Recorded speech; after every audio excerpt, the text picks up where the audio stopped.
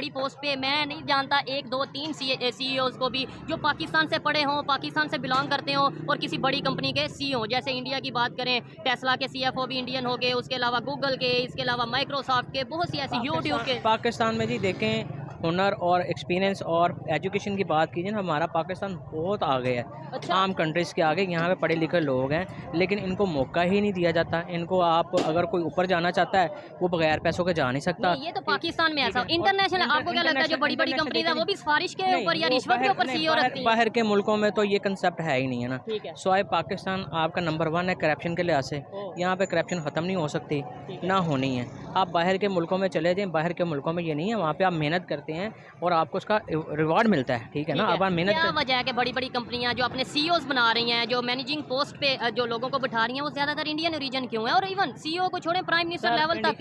India में आप visit करें, कभी इंडिया की हिस्ट्री पढ़ें। इंडिया में जैसे एक टाटा कंपनी है, जी, ठीक है? हर लोग वहाँ पे हर एक को वहाँ पे मौका मिलता है, काम ठीक है। करने का मौका मिल रहा है मेरिट और वो पे। मेरिट पे मिल रहा है और वहाँ के लोग जो उनसे है ना, वो तरक्की कर रहे हैं।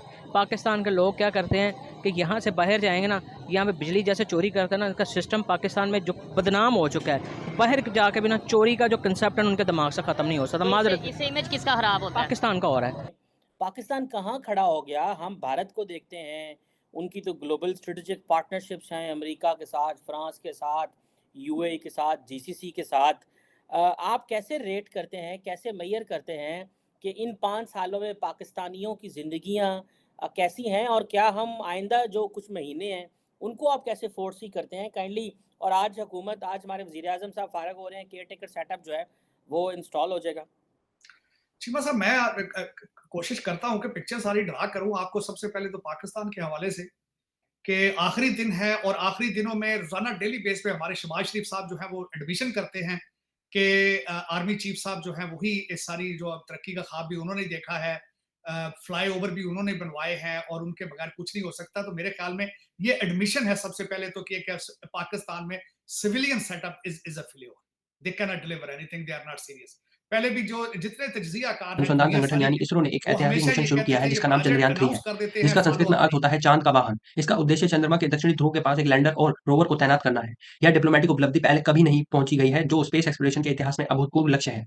सतीश धवन स्थान नियंत्रण केंद्र के अंदर कमरे में उत्साह की लहर छा गई। समर्पित इसरो अभियंतियों और प्रतिभाशाली वैज्ञानिकों ने अंतरिक्ष यान के उड़ान की हर पहलू से निगरानी की। काउंटडाउन शुरू होने तक और शून्य तक पहुंचने तक ही माहौल उत्सुकता से भरा रहा। साथ ही हजारों गर्व से भरे भारतीय लोग मिशन कंट्रोल सेंटर के बाहर एकत्रित हुए, अपनी साझी उत्सुकता में विचलित हुए। राष्ट्रीय झंडा लहराते हुए उन्होंने यान को ऊपर बढ़ते हुए हौसले से चीखते हुए देखा। इस मिशन की महत्वपूर्णता को समझना आवश्यक है। इतिहास में केवल 3 अन्य अंतरिक्ष एजेंसियों संयुक्त राज्य अमेरिका, पूर्वी सोवियत संघ और चीन ने चंद्रमा की सतह पर लैंडर को सफलतापूर्वक उतारा है। हालांकि इसके पहले दक्षिणी ध्रुव के पास किसी ने नहीं उतारा। खबर जैसे आग की तरह फैली, वही दौड़ती हुई भारतीय प्रधानमंत्री नरेंद्र मोदी जो फ्रांस में थे उन तक पहुंची। उन्होंने सोशल मीडिया पर अपना गहन समर्थन व्यक्त करते हुए ट्वीट किया। उन्होंने ट्वीट में कहा कि यह हमारे राष्ट्र की आशाओं और सपनों को ले जा रहा है। सचमुच यह एक महान संदर्भ है जो भारत की वैज्ञानिक उत्कृष्टता की खोज के प्रति उसकी अटूट समर्पणता और मानव ज्ञान की सीमाओं को छोड़ने की इच्छा दर्शाता है। जबकि हम आगामी घटनाओं को उत्सुकता पूर्वक इंतजार करते हैं, हम भारत के निरंतर ज्ञान के मार्ग को अनसुलझे रहस्यों को खोजने की अभिलाषा को सलाम करते हैं। हम इस अद्भुत यात्रा के आविष्कार की अगवाही देने और मानव अन्वेषण की अड़चनों की अटल आत्मा का जश्न मनाने के लिए जारी रखेंगे। अगली बार तक के लिए आसमान की ओर देखते रहें। धन्यवाद दोस्तों।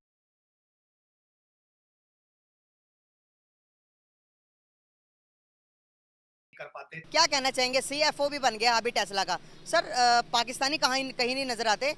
टेस्ला के अगर इंडिया इतना अपने स्टूडेंट्स को डोमिनेट कर रहा है, आगे पहुंचा रहा, हर एक कंपनीज के सीईओ इंडियंस बन रहे हैं, तो उसके पीछे क्या वजह है? उसके पीछे उनका एजुकेशन सिस्टम है। हम लोगों ने अपना एजुकेशन सिस्टम इम्प्रूव नहीं किया, इसलिए हम लोग बहुत पीछे हैं। हमारी यूनिवर्सिटीज़ को अगर देखें तो हम शायद 200 यूनिवर्सिटी में भी कहीं फॉल नहीं करते दुनिया की।